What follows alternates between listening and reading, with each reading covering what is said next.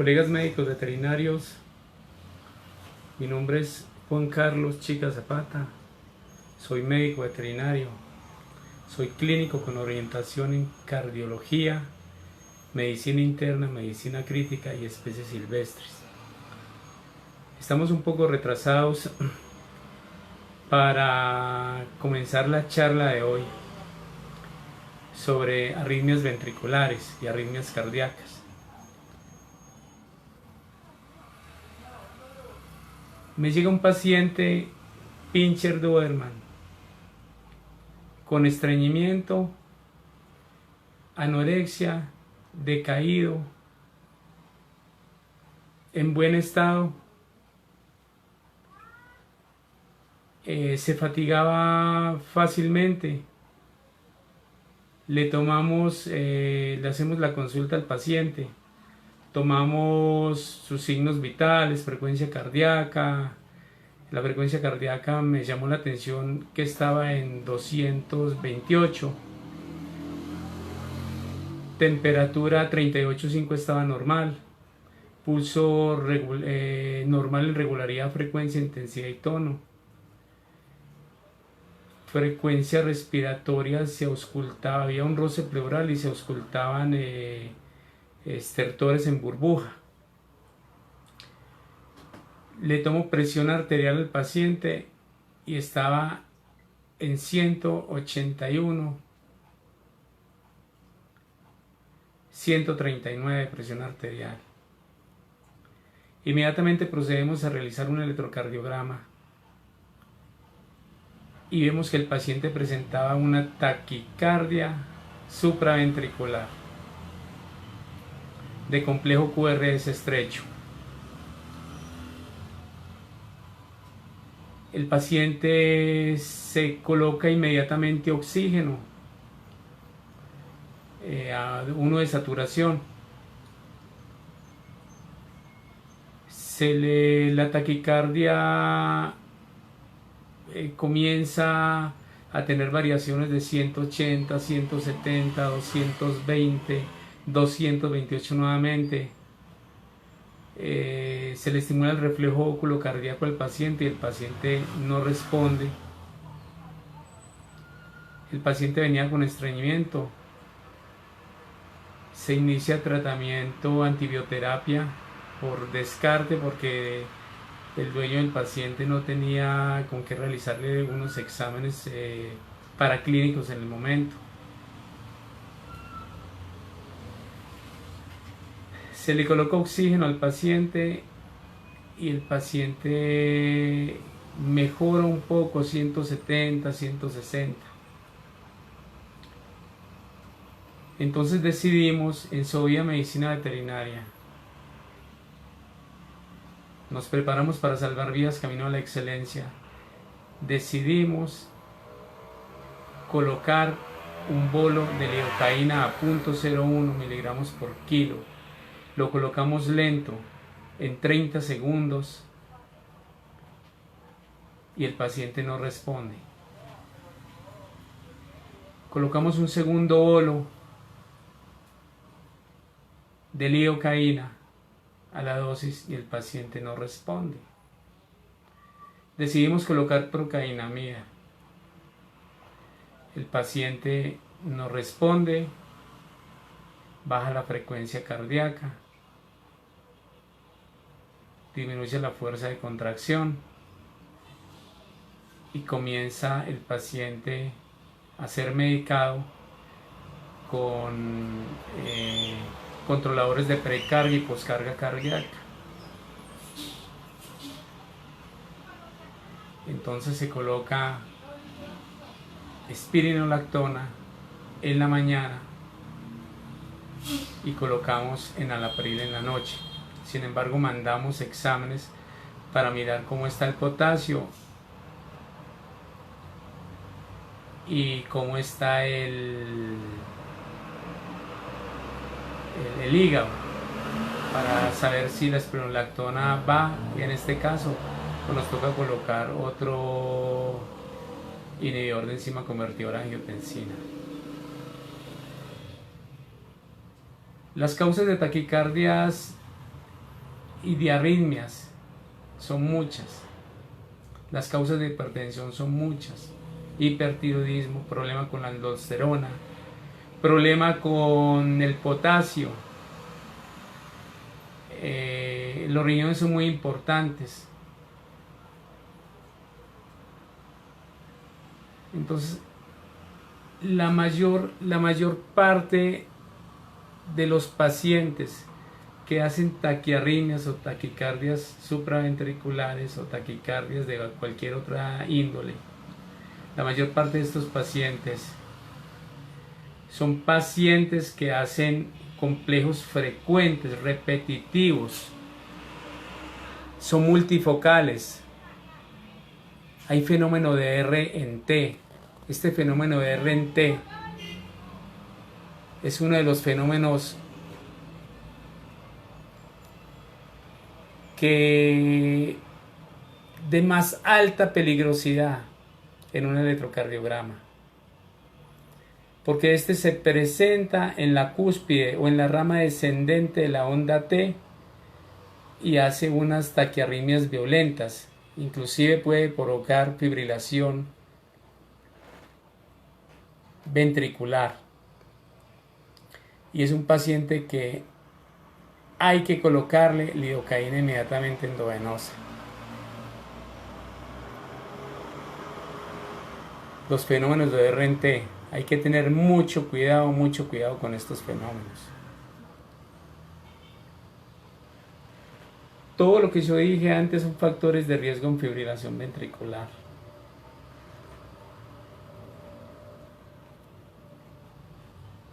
Nosotros cuando hacemos un electrocardiograma estamos mirando la vida del corazón en un minuto. Y no podemos seguir diagnosticando trazados. O sea, nosotros diagnosticamos es pacientes. El electrocardiograma es una ayuda para nosotros tener un diagnóstico presuntivo de qué es lo que tiene el paciente.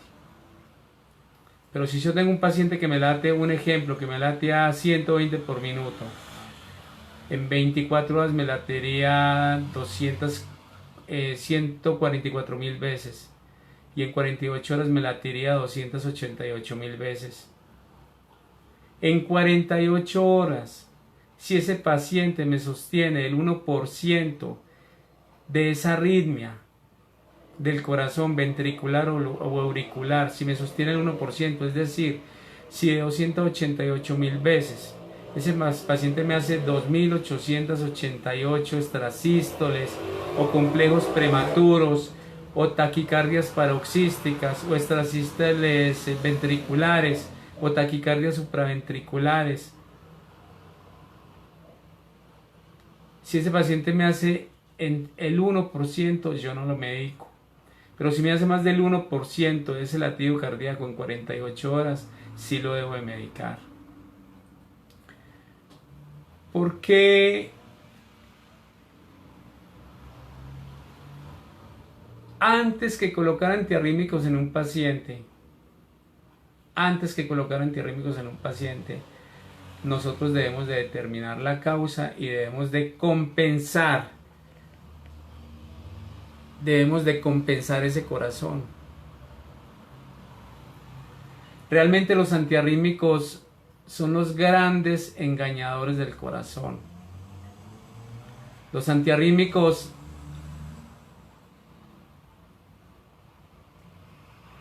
bloquean los canales de calcio, bloquean los canales de potasio, los canales de sodio.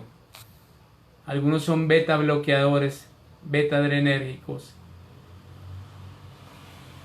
Y estos antiarrítmicos realmente lo que están es engañando al corazón, pero no son, muchos de ellos no son antiarrítmicos como tal. Por eso siempre hay que buscar la causa de lo que está produciendo esas arritmias ventriculares o auriculares. Hay que buscar la causa, porque la mayor parte de ellos están engañando al corazón. Por eso antes de pensar en antiarrítmicos hay que tratar la causa primaria, hay que compensar al paciente, antes que todo. Por eso los diuréticos, como la espironolactona, son ahorradores de potasio. Y estos inhiben la producción de aldosterona y evitan la fibrosis del músculo cardíaco. Estos diuréticos como tal, por bajar la presión arterial, una espironolactona, una furosemida, una hidroclorotiazida, muchas veces por bajar la presión arterial, controlan una arritmia o hacen que esa arritmia desaparezca o disminuya. ¿Los diuréticos son antiarrítmicos? No, pero engañan al corazón. Los inhibidores de enzima convertidora de angiotensina, los IECAS, enalapril, lisinopril, ramipril, captopril, benacepril, ¿son antiarrítmicos? No son antiarrítmicos, pero engañan al corazón y los podemos colocar como tratamiento antiarrítmico para disminuir la precarga, la poscarga cardíaca. Bajan la presión arterial, son moduladores de la silueta cardíaca, producen vasodilatación y se oxigena el corazón. Entonces ese corazón comienza, muchas veces puede desaparecer la causa, la arritmia, que puede ser provocada por causas diversas. Puede mejorar la arritmia o desaparecer. Pero ahí hay que tener en cuenta si el paciente tiene compromisos hepáticos o no. Por eso hay que tomar exámenes paraclínicos.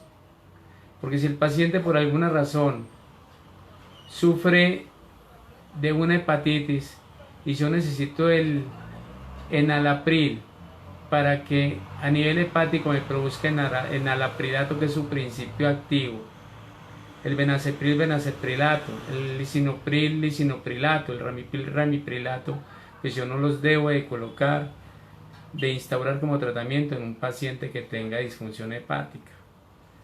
Ahí me tocaría mandar el captopril. El pimobendan.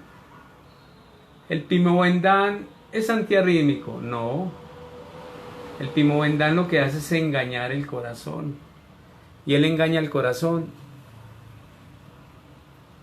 bloqueando muchas veces canales para que el corazón, para que esa arritmia mejore. El pimobendan, ¿cómo engaña el corazón? Lo engaña con su efecto lucitrópico. Entonces lo que hace él es relajar el corazón y lo relaja en diástole. Entonces el corazón, al relajarse, el corazón descansa y se oxigena mejor.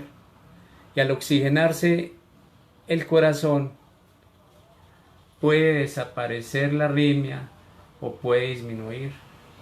Eso hace el pimobendan. Y así son muchos antiarrítmicos que tienen esa función.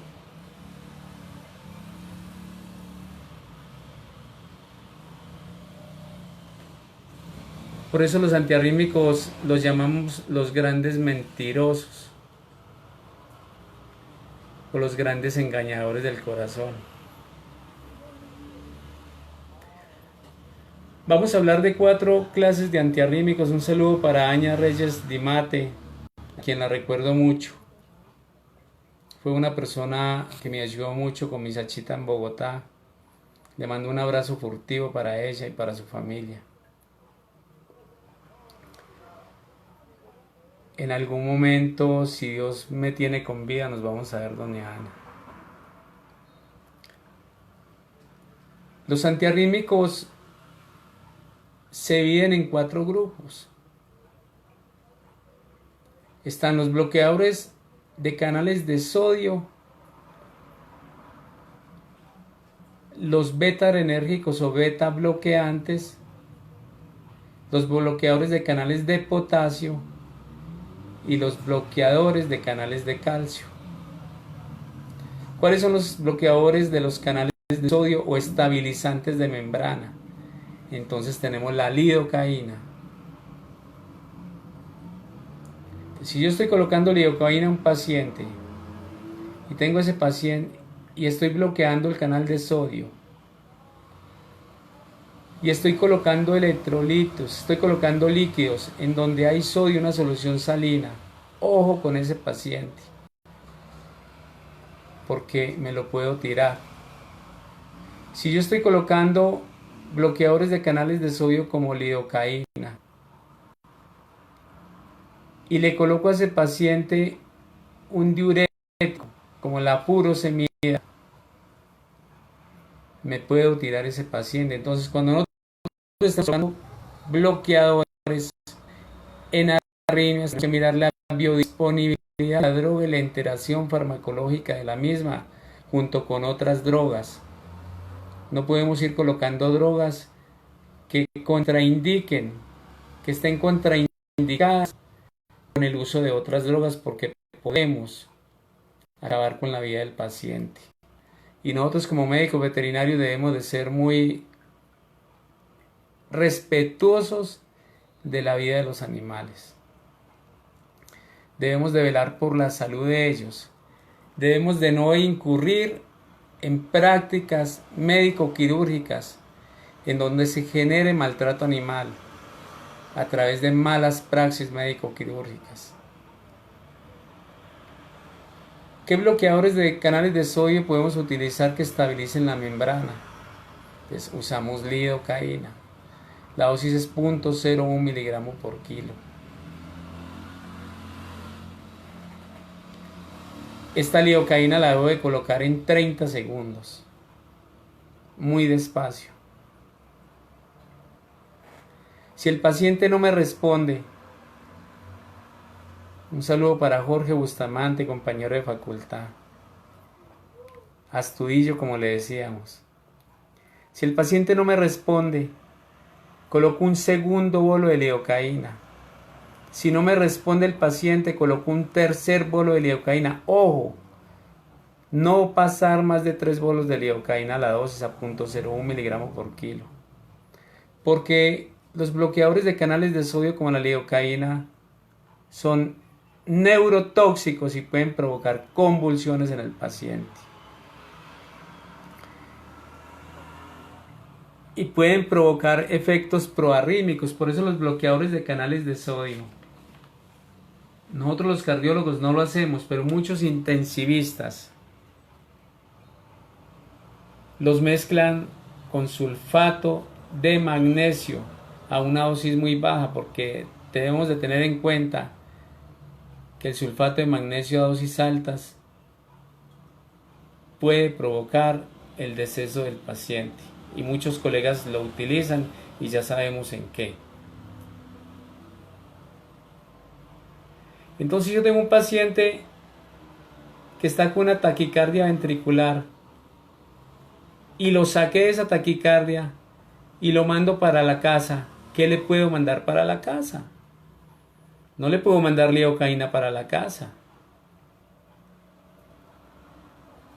Hay una droga, hablan de la mesilectina. La mesilectina no existe. Alguna vez se dijo que era el mejor antiarrítmico para perros de pelo corto. Pues a veces falta estudiar y tener una información robustecida para hablar sobre una enfermedad o una patología o un tratamiento. Por eso yo les decía a colegas médicos veterinarios, debemos de prepararnos para salvar vidas. Camino a la excelencia. No podemos seguir siendo el hazmerreír de todos y hacer las cosas de cualquier manera.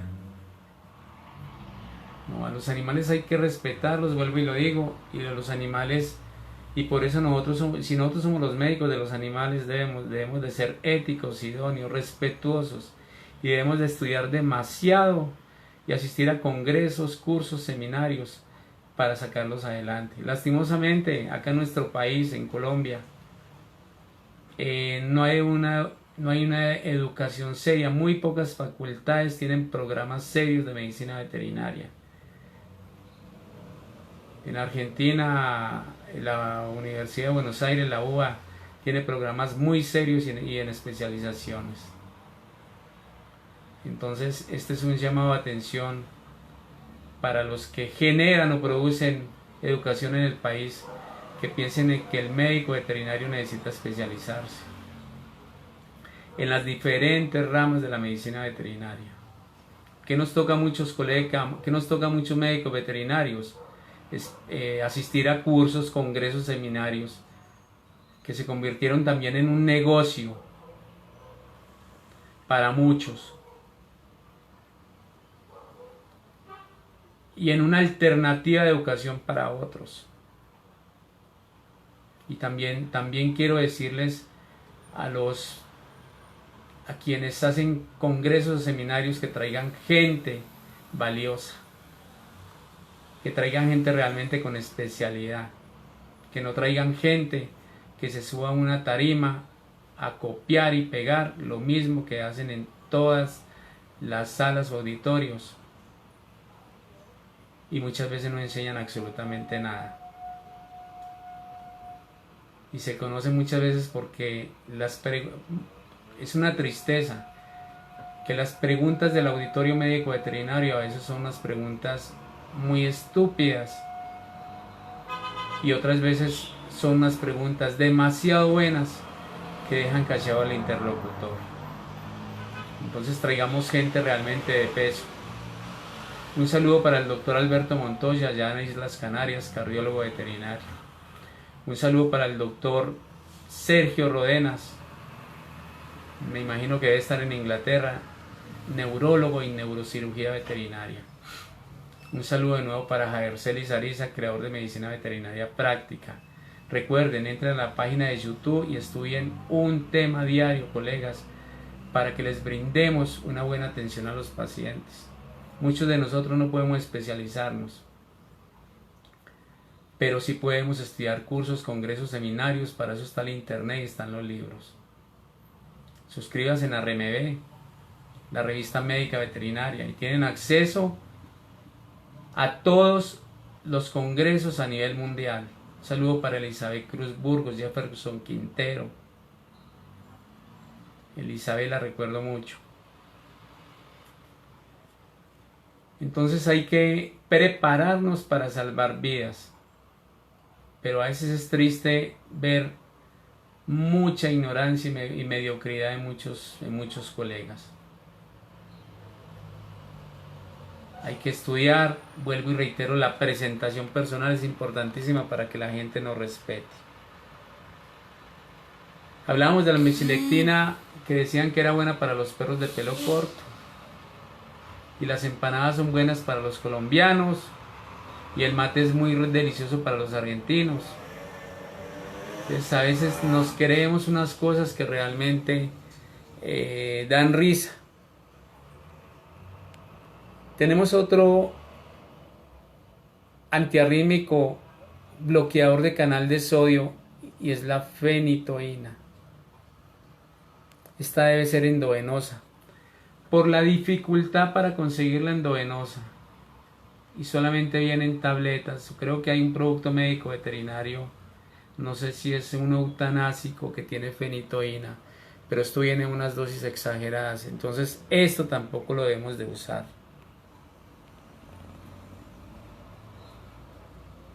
Está otro antiarrítmico que es la ranolaxina. Pero la ranolaxina es un excelente antiarrítmico de humanos. Y es excelente en pacientes en donde la onda Q y T tienen mayor del 25% de la onda R. O sea, es para tratamiento de pacientes con infartos y isquemias, justo lo que no se presenta en los perros por la circulación colateral. Algunos de nosotros defendemos de que si hay infartos en los perros, otros no, y uno ve electrocardiogramas con onda Q y onda T mayor del 25% de la onda R, que en esta última indica una isquemia o una necrosis en el electrocardiograma humano, y la onda Q 25% mayor de más del 25% frente a la onda R, que indica un infarto, justo lo que no se presenta en los perros. Sin embargo, hay colegas que ya están defendiendo de que si realmente hay infartos, entonces esta ranolaxina no es de uso veterinario. Y está la procainamida. La procainamida en los 25 años, casi 30 años, 32, 33 que llevo junto con la facultad, ha sido lo mejor, la procainamida. Pero esta procainamida están, si no la han sacado del todo del mercado, están para sacarla. Por lo barata. Es tan efectiva como el sotalol, pero es 40 veces mucho más barata, entonces están que la sacan del mercado. Por eso un paciente cuando me llega con una arritmia, yo le coloco lidocaína, no va, un bolo de lidocaína en 30 segundos a la dosis de 0.01 miligramos por kilo. Le coloco una segunda dosis endovenosa, no va. Le coloco una tercera dosis, no va. Le coloco procainamida y me controla la arritmia. Inmediatamente el protocolo a seguir es colocar lidocaína de nuevo. Y mando procainamida para la casa. Ojo con las dosis de los antiarrítmicos. Ojo con la lidocaína, la colocamos a altas dosis, que es neurotóxica y provoca convulsiones. Esta me actúa sobre el umbral de repolarización, me lo baja, inclusive se utiliza en pacientes para hacer terapia neural, en cicatrización de heridas, en puntos de acupuntura es excelente, es perfecta, la lidocaína. Entonces, como veíamos, mandamos procainamida para la casa. La procainamida ya no se coloca en 30 segundos, sino en 10 minutos en bolo. Y hay que colocarla en el suero, ojalá con bomba de infusión, o se puede colocar con un buretrol. Ahí pues vimos esta procainamida, se conoce como biocoril también, y la dosis es aproximadamente endovenosa 6 a 20 miligramos endovenosos en 10 minutos en bolo, y para la casa se manda más o menos de 10 a 20 miligramos cada 12 horas vía oral. Hay otro antiarrítmico que es la quinidina, es muy antigua la quinidina, estamos hablando de antiarrítmicos en perros y gatos. En esos pacientes, para aquellas personas que no son médicos veterinarios y nos están escuchando, los antiarrítmicos es cuando el corazón no trabaja rítmicamente. El tiempo entre la contracción del ventrículo y otra vez volver a contraerse ese ventrículo, o ese ventrículo hacer una sístole y una diástole, o esa aurícula, el tiempo entre uno y otro debe tener ritmicidad. El corazón trabaja con impulsos eléctricos. Y lo que medimos en un electrocardiograma es la función del corazón y el ritmo cardíaco. Esta quinidina, si se consigue, ya no se usa porque provoca emesis o vómitos. Y hay otro antiarrítmico que es la disopiramida. A veces rompe la arritmia. A veces algunos cardiólogos la utilizan. Vamos a pasar antes de eso, los bloqueantes de canales de sodio, los que hablamos anteriormente, no retrasan la polarización pero sí retrasan la conducción. Hay otro que es muy bueno que se llama la propafenona y la flecainida, bloqueadores de canales de sodio. En humanos dicen que son los verdaderos antiarrítmicos, la propafenona y la flecainida.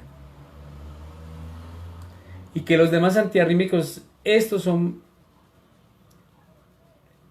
los verdaderos antiarrítmicos, y todos los que yo hablé ahora son los antiarrítmicos utilizados para urgencias y estos como mantenimiento.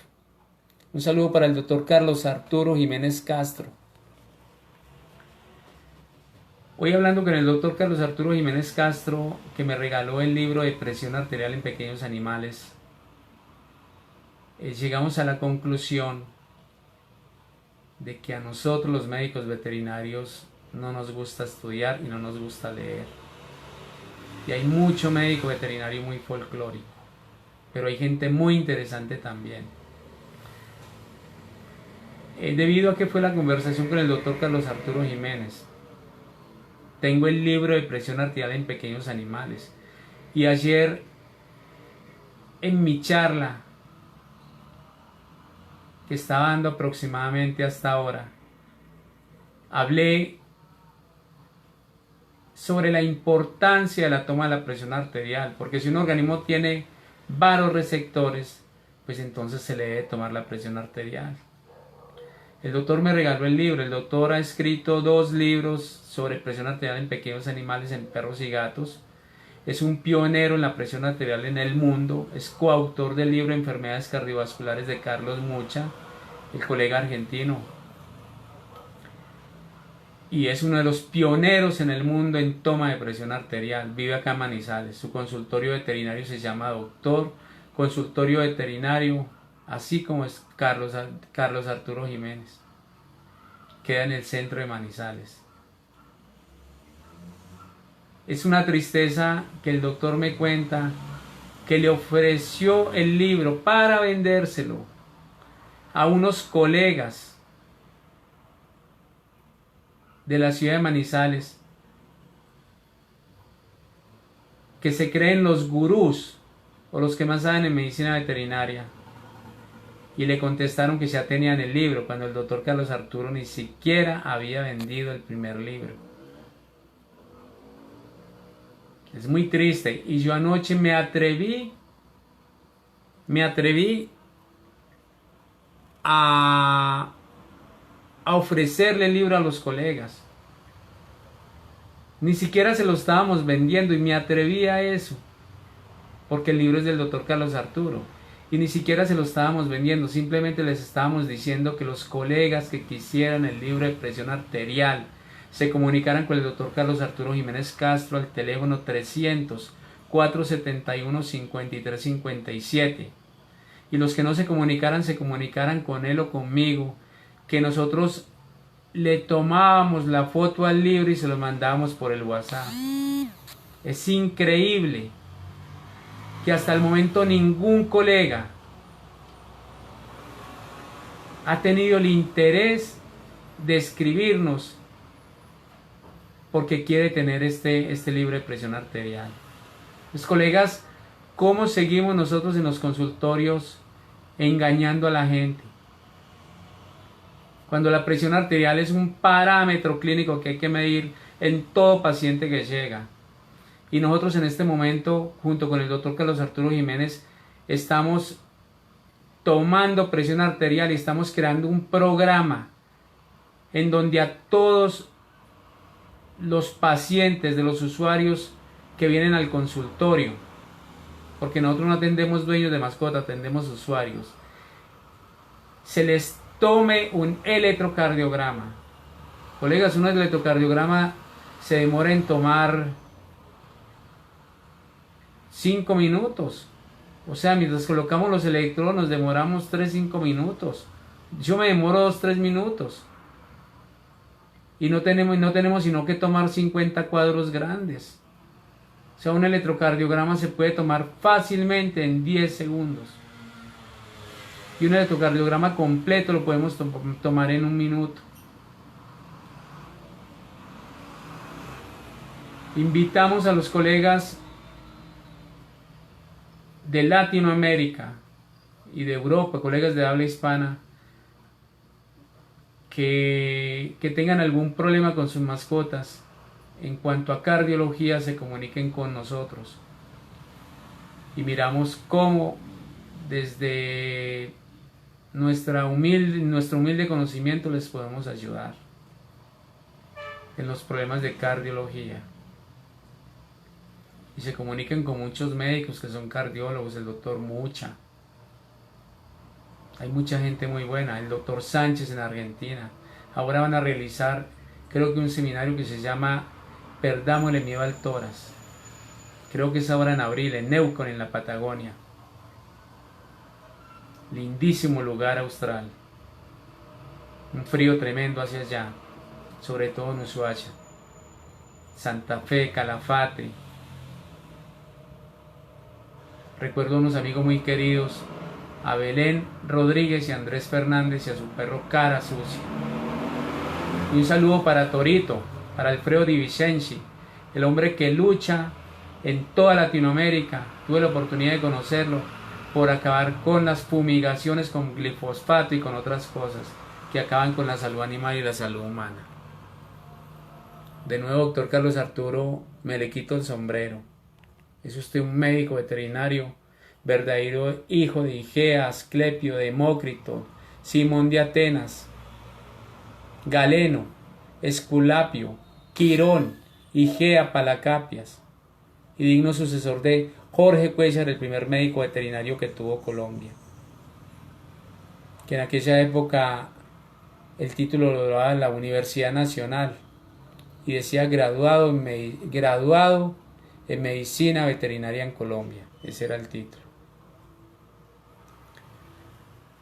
Los problemas, continuando con la charla, los problemas de los bloqueantes de los canales de sodio son los efectos proarrítmicos. Porque los bloqueantes de canales de sodio o estimuladores de membrana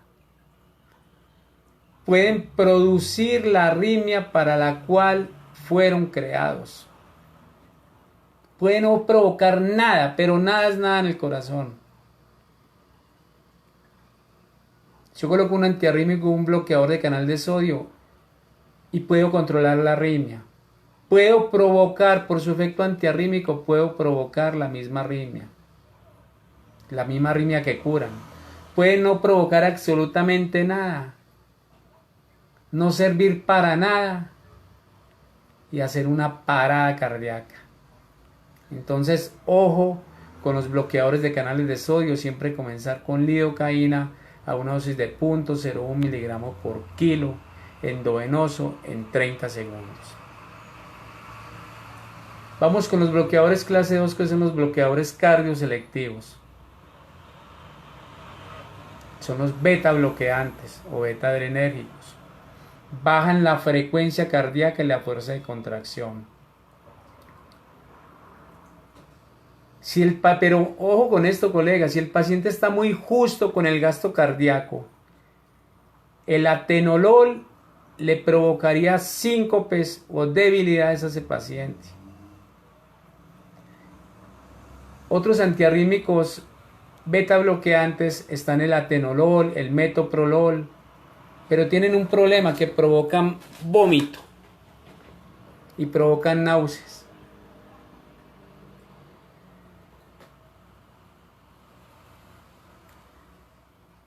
Hay un antiarrítmico que es el propanolol, que está prohibido en deportistas y en los deportes. Le pueden hacer prueba de dopa, algo así como se llama. Este quita el miedo de hablar en público. Como es un beta bloqueante, el propanolol quita el miedo, quita la ansiedad, quita el nerviosismo y quita esa sudoración para hablar en público.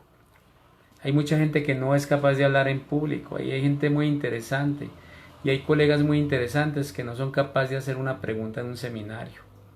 Pero hay otros colegas que también van a los seminarios a que otro les dicte lo que ellos no leen. Entonces, ojo con el propanolol. Es el antiarrítmico para quitar el miedo y la timidez. En humanos el propanolol tiene efectos sobre la supervivencia. En perros no sirvió. Se hicieron estudios. Algún doctor que no es cardiólogo sino fisiólogo, no recuerdo cómo se llama, hizo estudios y se dieron cuenta que el carvedilol no tenía efectos sobre la sobrevivencia de los pacientes. En humanos se hicieron estudios, en perros no solucionó. Y decía que solucionaba los problemas de insuficiencia cardíaco congestiva, pero no fue así.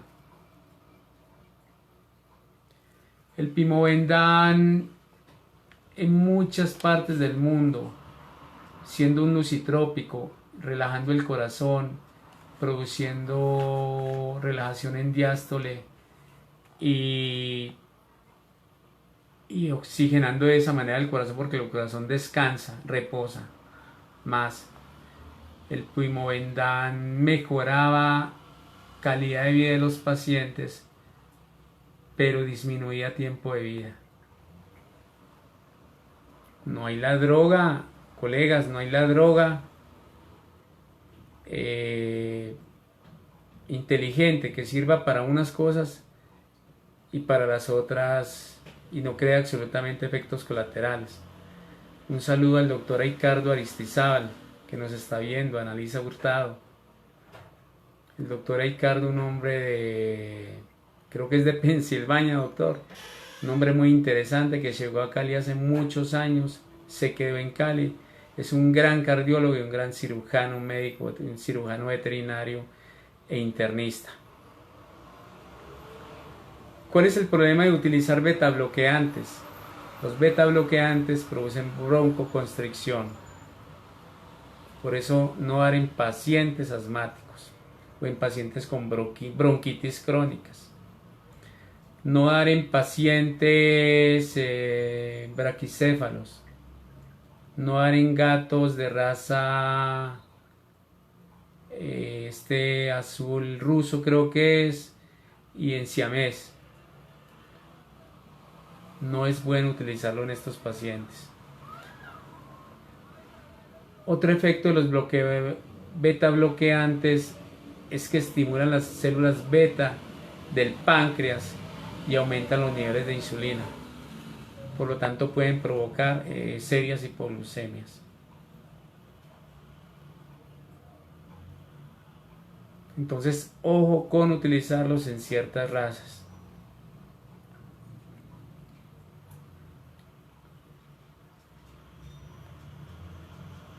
Hay muchos beta bloqueantes como el sotalol y como muchas drogas.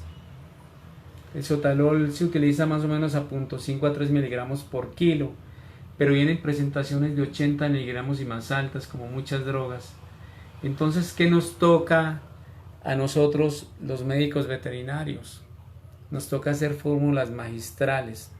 Y esto lo aprendí yo en Valle de Lili cuando hice cardiología, una pasantía de cardiología pediátrica durante 5 años con el doctor Javier Roberto Jaimes, cardiólogo, pediatra y hemodinamista y pediatra también. Y aprendimos a hacer preparaciones en gotas. Entonces, colegas, cuando ustedes tengan una droga que en presentación humana venga a muchos miligramos y realmente no se los podría, y partir una tableta, habría que mirar si tiene cubierta entérica o no, y si tiene cubierta entérica no la puedo partir porque la disuelven los jugos gástricos. Muchas de estas drogas no se pueden utilizar sino en perros muy grandes, y los animales a los cuales nosotros les vamos a medicar, gatos o perros pequeños o cachorros o meninos, no podríamos utilizarla. Entonces les voy a dar un ejemplo. El sotalol, que se utiliza 0.5 a 3 miligramos por kilo y como viene por 80 miligramos, no podríamos sino utilizarlo en animales grandes, lo podemos mandar a preparar al 1% para que nos quede a 10 miligramos por cc. Y un cc trae 20 gotas aproximadamente. Entonces ya podríamos darle a este paciente de 1 a 2 gotas por kilo cada 12 horas oral. A los farmacéutas no les gusta preparar medicamentos, les gusta vender medicamentos porque les dejan un 30 o un 40% en ganancia. Acá en Manizales recomiendo la droguería Jaramillos. Ahí le preparan. La diferencia entre una farmacia y una droguería, aunque esto tiene nombre de droguería, pero anteriormente creo que se llamaba droguería Hoyos o farmacia Hoyos, detrás de la gobernación, bajando por el edificio de la licorera y volteando a coger la buseta que va para la Sultana. Hay 2-3 casas a mano derecha, en la carrera 20. Ahí les preparan, colegas, la droga, y en muchas ciudades desde donde todos ustedes nos están viendo, pueden ir a una farmacia y preparar las medicinas. Ahí les di un ejemplo de preparación de una fórmula magistral. Porque es responsabilidad de nosotros brindarle atención médica al paciente. Y el hecho de que yo tenga una droga que viene por 500 miligramos y las dosis son de 0.5 a 2 miligramos, 3-4 miligramos por kilo, debo de mandarla a preparar. Están los otros bloqueantes, que son los bloqueantes clase 3, que son los bloqueantes de canales de potasio. Entonces, si yo tengo si yo le estoy colocando a un paciente un bloqueante de canal de potasio, no puedo colocar, y le voy a colocar líquidos, o ese paciente va para cirugía, no puedo colocar líquidos que tengan potasio. Droguería Jaramillo, sí doctor, esa es la droguería. No puedo colocar líquidos a ese paciente que tengan potasio. Por lo tanto, si yo tengo un bloqueador de canal de potasio como es la miodarona, no puedo utilizar espironolactona, porque la miodarona me bloquea el potasio. La espironolactona es un ahorrador de potasio por su efecto al inhibir la producción de aldosterona y evitar la fibrosis miocárdica. Entonces, coloco miodarona a un paciente como antiarrítmico, bloqueo el canal de potasio. Un saludo para Santiago Galvis, pronta recuperación para Olguita, y que la esperamos en el consultorio. Olguita es la enfermera que trabaja conmigo y ha estado muy enferma. Un saludo para Mono también, que nos hace mucha falta, el perrito adoptado y recogido a las calles de Manizales hace 3 años aproximadamente, 2016, 17 de febrero. Entonces, si yo tengo un bloqueador, si le estoy colocando a un paciente un antiarrítmico y le coloco una miodarona, no le puedo colocar líquidos que tengan potasio. Si necesito hidratarlo, va para cirugía. Y no le puedo mandar espironolactona porque esta me ahorra el potasio.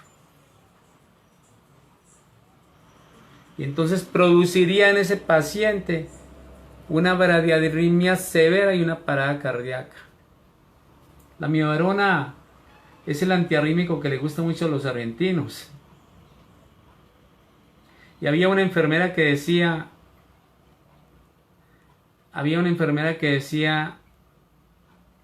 si una arritmia te acojona, coloca miodarona. ¿Qué es acojonar? Acojonar es que si una arritmia hace que a uno se le suban los testículos a la cabeza porque no la puede controlar, coloca miodarona. Por eso esa es la droga de los argentinos. La miodarona se utiliza de 2 a 5 miligramos por kilo en 10 minutos, ojo. Ojo, colegas, si no tienen experiencia en el uso de la miodarona, ojo con colocarla endovenosa. Produce unas bradiarritmias violentas que no la sube nadie y le pueden hacer una parada cardíaca. Por eso es mejor manejarla a la dosis y manejarla oral. La amibarona se utiliza de 10 a 15 miligramos por kilo 2 veces al día por 15 días. Luego bajamos la dosis a la mitad y la utilizamos 2 veces al día por 14 días. Y luego bajamos la dosis a la mitad y la colocamos cada 24 horas. Con la amibarona no podemos jugar, con la amibarona tenemos que colocar la amibarona y impregnar el organismo de amibarona. Y después de que lo tengamos impregnado, vamos bajando la dosis hasta tener una dosis de mantenimiento. Ojo con la amibarona, provoca unas bradiarritmias severas que lo asustan a uno y puede hacer una parada cardíaca. De verdad. Puede hacer una disfunción tiroidea. Puede provocar hepatotoxicidad y alteración gastrointestinal. Estoy muy triste porque tenía la Virgen de la Milagrosa acá detrás de mí. Y por colocar este cuadro para que vieran el cuadro de los perros. Hacia atrás está mi diploma de la República de Colombia. Y el cuadro está tapando el diploma o el permiso, el registro de la tarjeta profesional. Y estoy muy triste porque estaba organizando para dictarles la charla sobre arritmias ventriculares y se me vino la Virgen al suelo y se me quebró. Bueno, hay que conseguir una Virgen de nuevo.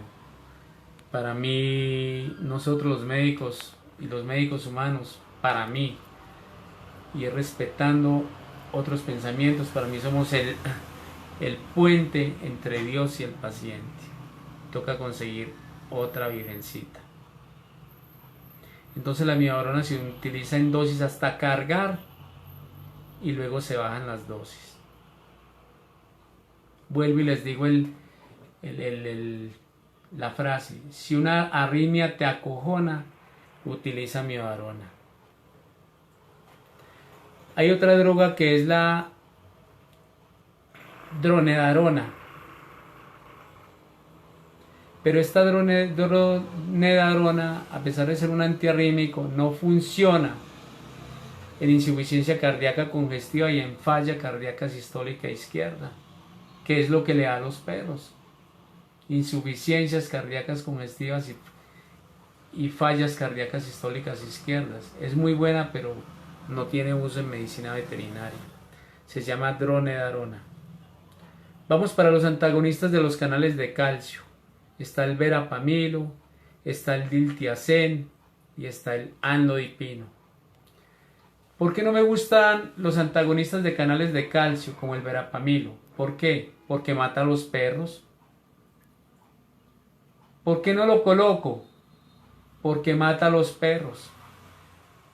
Su uso se utilizaba como antihipertensivo y como antiarrítmico en taquicardias.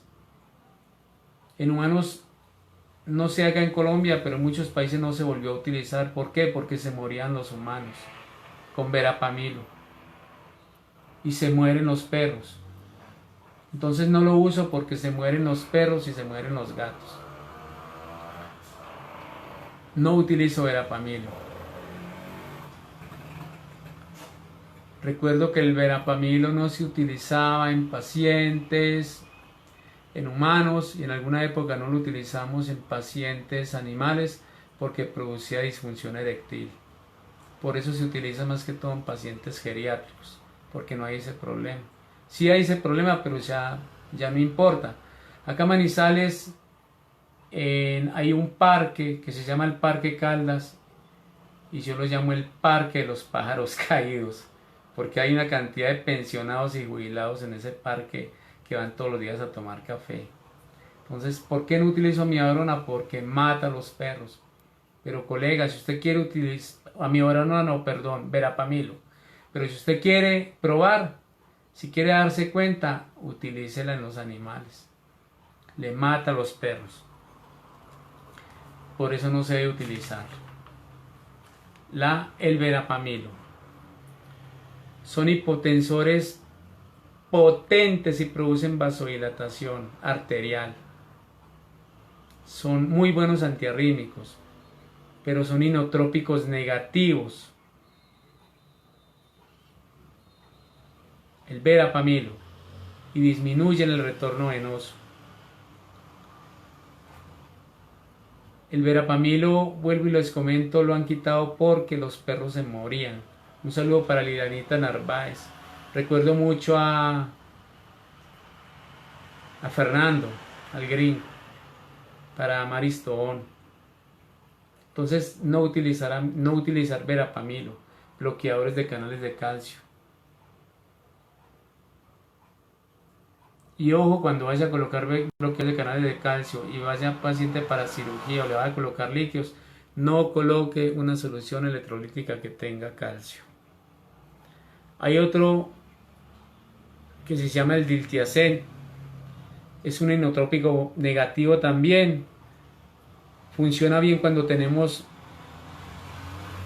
hipertrofia cardíaca en gatos. Funciona muy bien en gatos el diltiazem. No en cardiomiopatías dilatadas como en el perro boxer, sino en hipertrofia cardíaca, cardiopatías hipertróficas en gatos. Y hay otro grupo en los bloqueadores de canales de calcio que son las dihidropiridinas, que está el nifedipino y el amlodipino. El amlodipino se utiliza de 0.05 a 0.01 miligramos por kilo día oral. El amlodipino es el antiarrítmico de elección en gatos. Yo puedo combinar dos antiarrítmicos y colocar amlodipino, un inhibidor de enzima convertidora de angiotensina, amlodipino, un ARA o un sartán. Lo puedo combinar. Y se han hecho estudios en donde cuando se combinan dos antiarrítmicos, cuidando la bajada de la presión arterial, de una hipotensión, el paciente disminuye la presión arterial 10 milímetros de mercurio aproximadamente. Entonces, ¿cómo tratar un paciente con arritmias ventriculares? Y si está en el quirófano, hay que subir la analgesia. Muchas veces un paciente con dolor hace pocos prematuros, extrasístoles ventriculares. Entonces hay que subir el grado de analgesia, aumentar la anestesia, mejorar el oxígeno en el paciente y vigilar los electrolitos. Ojo con el potasio y ojo con el magnesio. Ojo con eso.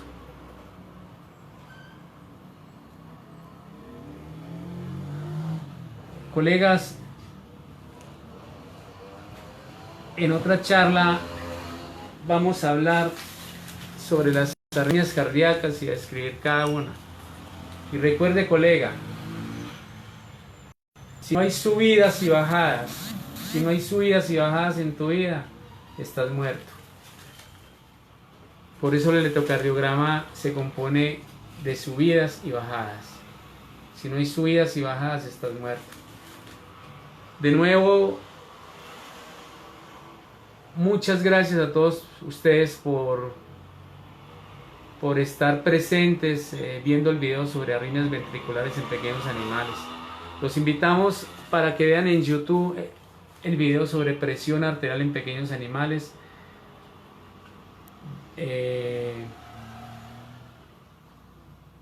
Por el doctor Carlos Arturo Jiménez Castro, el doctor César Augusto López Zuluaga, este servidor, y la modelo fue mi perrita Sacha, a quien llevo en el corazón.